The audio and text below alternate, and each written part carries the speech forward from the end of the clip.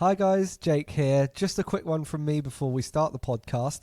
We had a few sound issues for the first couple of minutes of this podcast, so just bear with us throughout that. It's only for the first 3 minutes or so, but if you really don't want to listen to it, you can fast forward to 3 minutes 10 and the sound will be perfect from there. Thanks very much.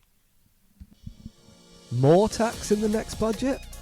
We've talked about rumours of capital gains tax rises, pension tax rises, and now there could be even more tax rises in the November budget. In this episode, we are diving into those rumours of robbing Rachel Reeves raising VAT in the next budget, along with gold's recent records and any other current events. Welcome to the Bullion Advantage, the podcast giving you weekly insights into the economy, key global events and markets, whilst helping you protect and grow your wealth with physical gold. I'm Jake from Direct Bullion, and backed by popular demand, we've got Harry back on the podcast. Harry, thanks so much for being with me again today. Thanks, Jake. Cheers for having us back today. It's been bloody busy. Yeah, it's good to. It has been good to get you for 20 minutes. I enjoy doing this. I enjoy letting people know about what's happening in our market. But it's been very busy. Yeah. Speaking of which, why do Labour keep coming for our money in any opportunity they get, basically? Also, allegedly, I should say. Yeah, I mean, look, that is it. It's the speculation behind everything we're talking about, isn't it? I mean, I think a huge worry for people is, where's the money now coming from? Labour seem to be so worried about pressing anything. I mean, they have consciously said so many times not to raise the biggest three taxes, but where do they find that money? That's the case. If they're not going to raise VAT, if they're not going to raise CGT, where are they going to get the money from? Yeah. And I think a worry for a lot of people is, we're not stupid. The tax has to come from somewhere. The money has to come from somewhere. And this Labour government seems to be turning a blind eye. Now, on the back of the last budget, they obviously didn't extend a lot of the Tories' emergency measures. Well, okay, they weren't changing policy, but the Tories had always intended of making that standard policy. So they kind of got away with a get-out-of-jail-free card. Yeah. It was, right, we're not changing anything, we're just not extending it. However, this time round, there's a £40 billion black hole. The government need to find that money. Yeah. And where do they go from? Yeah, is the government being forced to raise taxes because of their own spending, or you just previously mentioned there? Was it the Tories' fault, or does it go even further back than that? I think we've had a long stream. I mean, look, we are savers, we're investors in what we do. We want to make our money work hard for us. I think actually a very pertinent bit of news on GB News today was regarding we have the highest taxes out of all G7 countries. Well, right. We've made this move away from Europe. We've tried to stand on our own 2 feet as an economy. What is going so wrong in this country? That's beyond you and I, mate. That's beyond any of us, and it's that control that we lack. Yes, I mean, look, tax revenue as a share of national income is set to reach a UK record high of 37.4% in 2026-2027. Oh. Let me say that again. Tax revenue as a share of national income is set to reach a UK record of 37.4%. 37% of the revenue in this country isn't going to come from new businesses, isn't going to come from foreign investment, isn't going to come from entrepreneurship, isn't going to come from capitalism. It's going to come from taxes. 37%, Jake. I don't even know what to say about that. I mean, isn't that the supposed tax for a higher rate taxpayer? Yeah. Right? Mm-hmm. But 37% of what we have made in this country is coming from our tax. Wow. The thing is, mate, you might not be into politics. You might not be into the system. However, no one has to take a deep look at this to go, right, where's the money coming from? Exactly. The main topic that we'll go into this week is potential raises to VAT. Before we get into that, just explain what VAT is and what happens to the price of everything if the government raises these rates. Yeah, VAT, value-added tax, I mean, everyone knows about it. We've been reading a hell of a lot from the IFS, the Institution for Fiscal Studies. They've been writing about all the ways that the government could be looking to raise it. It's actually a 15-point document. Normally, it's quite clear where the government are coming from. Mm-hmm. Look, hate or like the Tories, whatever. They're quite clear. There's a lot of austerity. They make it very clear where they're going to raise the funds for in this country. However, every point the fiscal study reads is saying they could do this, however, not sure on that. However, they could do this, not sure on that. It kind of begs the question. I mean, look, we said on the last point, they've said they're not going to raise VAT. So who are they going to cripple?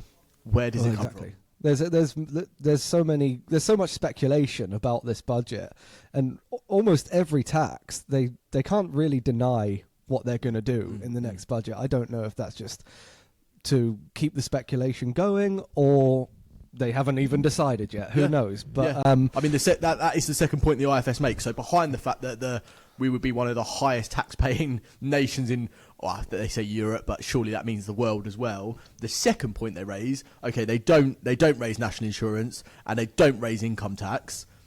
The last one's VAT. Mm-hmm. That's their second point they make. That is a direct contradiction to their manifesto. Yeah. Now, all right, we all know what politicians do. They make a manifesto, they go the other way. Yeah. It doesn't seem to be our import and export that's struggling. It is day-to-day living, mate. Mm-hmm. It's people wanting their money to work hard for them. I mean, look, I'm trying to take it back to gold slightly here. Sure. If we had put £100,000 in gold at the beginning of the year, that same value would probably be about 143,000 today. Mm-hmm. That's the return we've seen on gold this year. Yeah. That's the growth we've seen. Bank account, what, 4%? Perhaps, if you're lucky. If you're lucky. All right, so you've seen the 4% there, but how much was your food shop? Mm-hmm. How much has that been from January to now? How much has the pint down the pub cost? Yeah. How much has your holiday cost? It's all these things, and we've mentioned about stealth tax in previous episodes. Mm-hmm. It all ties in together. The worry is, where does this money come from? Exactly. And if they don't raise the main VAT rate, is there any other way the government can use VAT to quietly take more money? I think, look, you up the price of just general goods, don't you? You don't have to up the VAT rate, but if the costs of goods and what people are looking at go up, well, the VAT in turn goes up with the 20% anyway. So another stealth tax. Yeah, of course, it's another stealth tax. I mean, we've got to be wise to the fact they're going to be a little bit smarter with it. You can't just up it and expect there not to be an uproar. Yeah. But similar to what they did in the last budget, they just didn't extend these measures that the Tories had already put in place. So. Actually, this is the first one where they have to make actual changes. It has to be proactive, supposedly, as opposed to reactive. So the money's got to come from somewhere, Jake. I know we're going to keep saying the same thing over and over again today, but where that money comes from is the worry. And look, as you know, mate, we're having one of the busiest quarters ever. Mm-hmm. And do you know what? It's not people being greedy. It's not people wanting more money. It's not people wanting to beat the system even. It's people who are worried. Precisely. They're scared, aren't they? So, look, when people are scared, they do irrational things, and look, we've seen so many people try leave the country already, try go overseas, and I mean, what's your thoughts on it, mate? I can't speak a lot on it, but I know this is a view shared, isn't it? Yeah, I mean, don't do anything irrational right now. Just protect yourself. But yeah, no, it is a worrying time. There are potential tax rises in this next budget. With VAT, there is another way they could do it, and that is lowering the VAT threshold. Yep. Now, that can affect small businesses quite tremendously. What would you say could happen to your sort of your local plumber or your small cafe if the government lowers this VAT threshold, forcing them to charge 20% more? No, it's a huge point. I mean, obviously the current threshold's 90,000. Mm-hmm. Once a small business exceeds that, that's when they start paying the value-added tax on top. I think again, it goes back to, I know it's cliche with Labour and Conservatives, but it does not support small businesses. It doesn't support growth. I mean, again, you're penalising the people who are making a go of it. Mm-hmm. If you're turning over £100,000 a year, well, you've got some clientele there. You've managed to make a little start of it, well, right? you're doing all right, but exactly, you're not. Exactly. I mean, we're obviously big fans of Rob Moore as well. I mean, we do a lot with him, and he says £100,000 salary is not what it was 10 years ago, no. And £1 million in savings is nowhere near enough to retire on. Exactly that. And sometimes people see that and go, "Well, you're deluded." But let's be realistic, Jake. I mean, the way it's going, 100%. So in response to that, well, all you do again is pinch the guy who's trying to work hard. Exactly. I mean, we have extortionate amounts of benefits going out to people who choose not to work hard. We have ridiculous amounts of foreign aid money going. And look, there is a place for that, and people do need to be protected and looked after. However, penalising the chap who's getting up every day, or the lady getting up to do her small business every day, is not the way to get a country behind you, is it? Not at all, no. And yeah, like you just said, it is just penalising them. If you make a small cafe charge 20% more for a cup of coffee, or your local plumber to charge 20% more for his services, people out there are already feeling the pinch. They're just not going to do it. And what does that? And we've seen it in housing, Jake. You penalise the person who's got to pay the tax. What happens to the end consumer? Exactly like property. They up the taxes on landlords. So the landlords up the rent. So then the rent by the person paying it became even larger, which meant they couldn't save for a property to buy, which meant they never got on the ladder, which meant they're in perpetual state of paycheck to paycheck. It breeds a terrible mindset of always being in the rat race, always scrambling. So what we need to do is get as far away from that system as possible, and protect one another. This is the thing. I mean, again, we speak to a lot of people every day, Jake. It's not people disliking other people. It's not the left disliking the right. The thing we're seeing most, people are scared against the system. This system is inherently against us right now. Exactly. You take more and give nothing. Where's the incentives for these small businesses?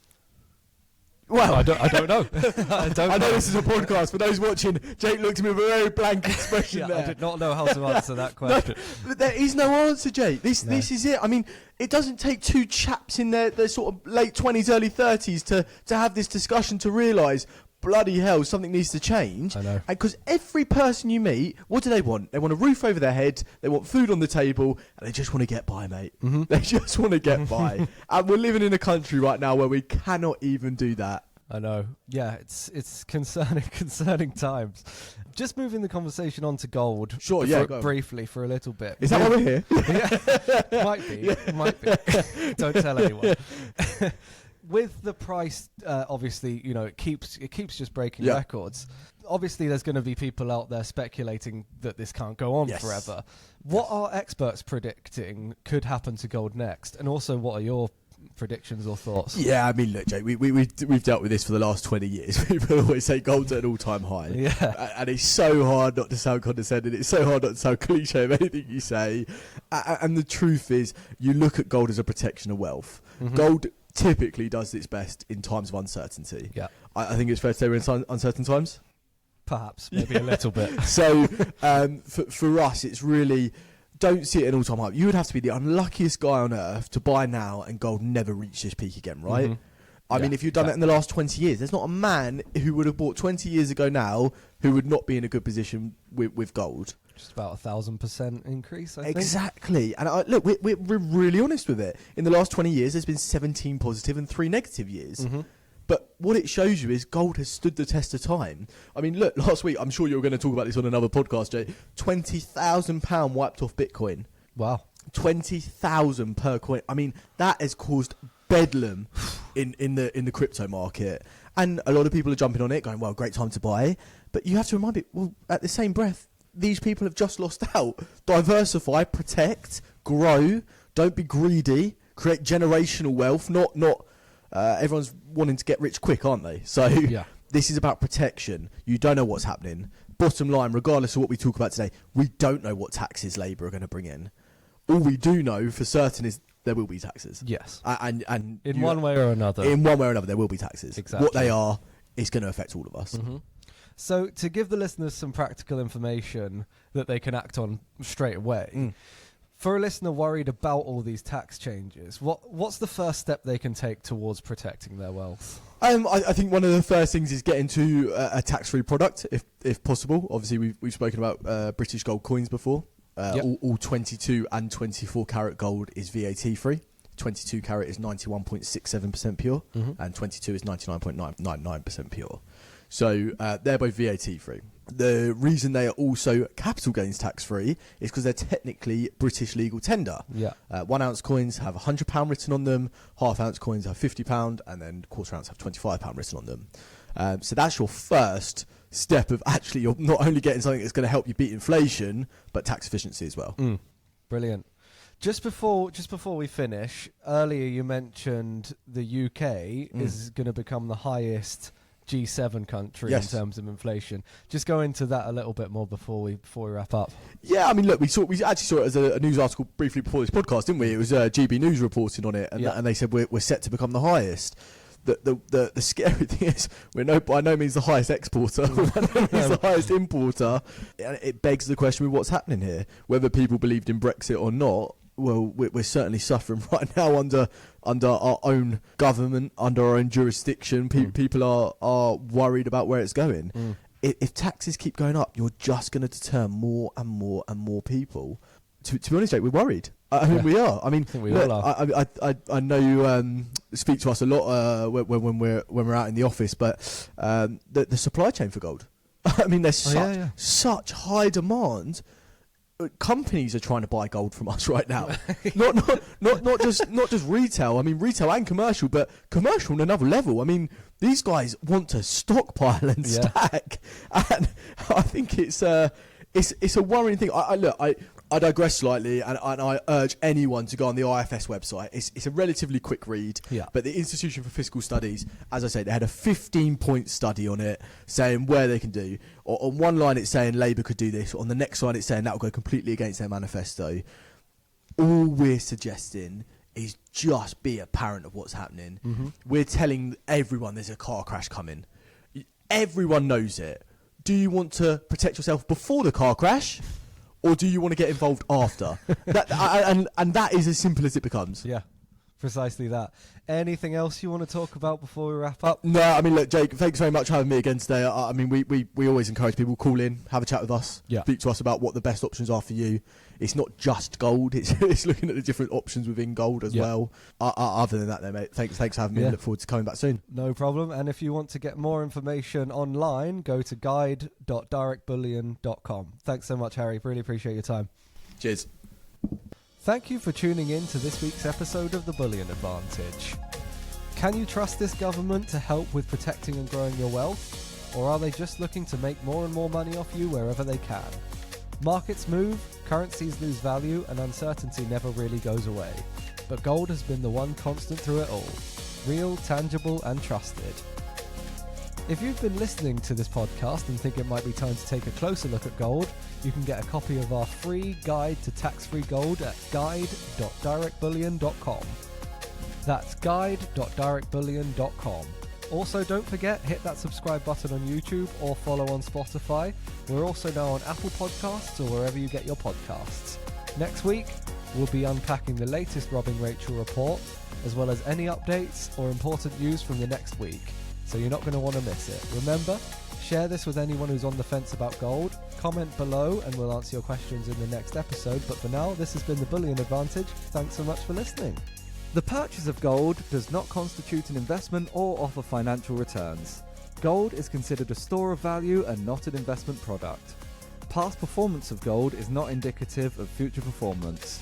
Prices and values of precious metals can fluctuate and are influenced by various market factors. Direct Bullion does not provide investment or tax advice and recommends that you conduct your own independent research before making any purchasing decisions.